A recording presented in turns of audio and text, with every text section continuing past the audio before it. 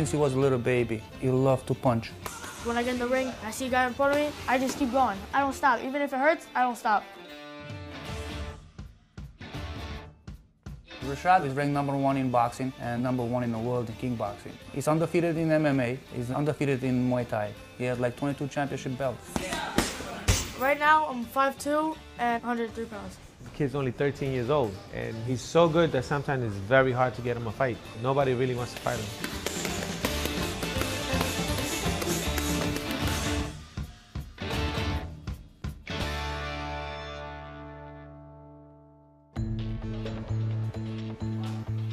Reshat trains like 5 days a week, 2.5 hours a day. He goes to school, comes home, does his homework, eat, then we head out to the boxing gym. I tell my kids this is a very physical, hard sport. You got to train your body so when you get hit, it won't hurt as much. I know Reshat 2 years, but he's been doing kickboxing and jiu-jitsu before that. Since he was a little baby, he loved to punch. At age 5, Reshat started competing with jiu-jitsu and submission grappling, and he basically won every competition he competed in. As he got a little bit older, the kickboxing matches started coming in, and MMA fights started coming in. He liked the most MMA, combination of all mixed martial arts, but in New York it's not allowed for kids, even for adults. So we had to travel all over the country to find him fights. It's easier to find boxing in New York, so if you cannot get any other fights, we started doing boxing.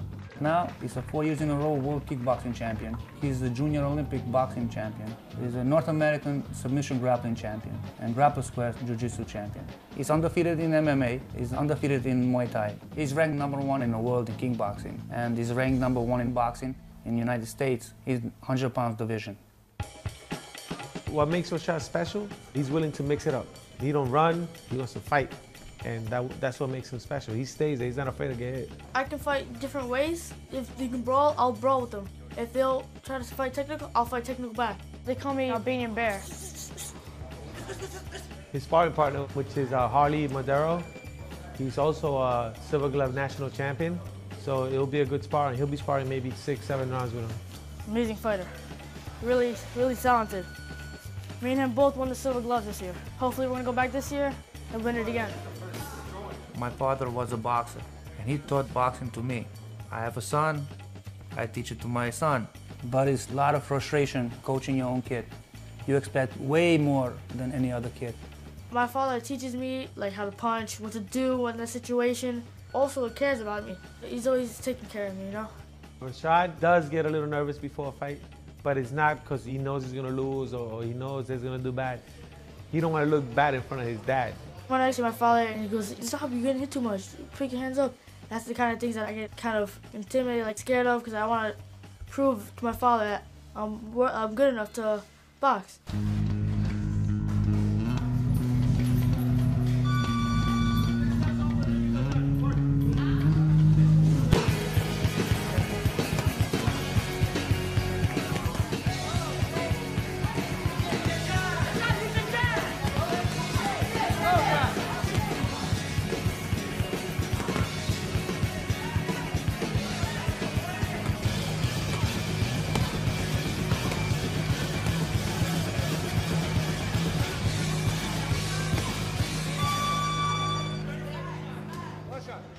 Every time he goes to a fight, to a ring, I worry he's gonna get hurt. And also, I don't want anybody else to get hurt, you know? Because they're kids. It is a hard sport, but it's been there since the beginning of time. Any contact sport, you get injuries. Accidents happen. I don't think of like having like brain trauma if you keep getting hit in the head. What I need to do is keep my hands up so I don't have to worry about that happening. If I don't keep my hands up, it's my problem. Nobody wants to see his kid get hit. So I try to make him not to be an easy target. If I see that my son is getting hit hard or he's losing the fight badly, I'm stopping the fight. There's no need to get to a point that he gets hurt.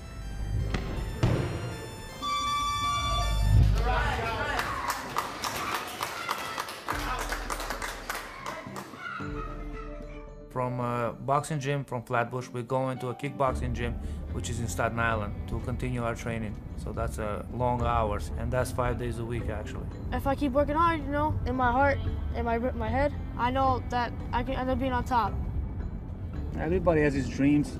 You want to be the best, you got to put up your time.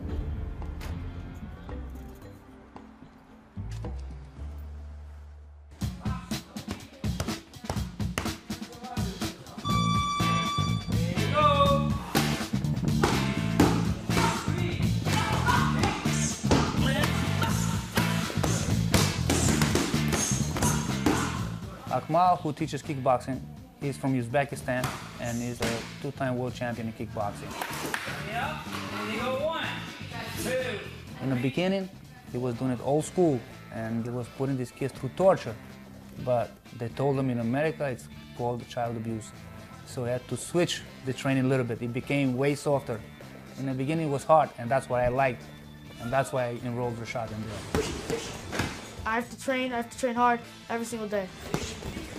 I spent mostly all my life trying to be on top.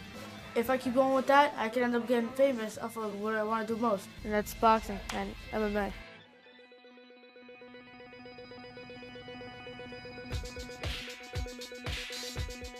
Reshat can't wait until he becomes 15, 16 so he can advance to that Olympic trials and make it to the USA team. If you're an amateur fighter, Olympics is the top championship. After that, it's the pros. I want to become a fighter, you know, a pro boxer or a pro MMA fighter. Maybe both, but you always have to stay focused. I'm hoping to be the best he can be. It doesn't matter where, boxing, MMA, kickboxing, or whatever he decides to do. Good kid. Very good boxer, very good kickboxer. And I believe he will be a great professional fighter. As a fighter, you want to be a champion. And Reshat was a fighter from the beginning. I didn't make him a fighter. He was born a fighter.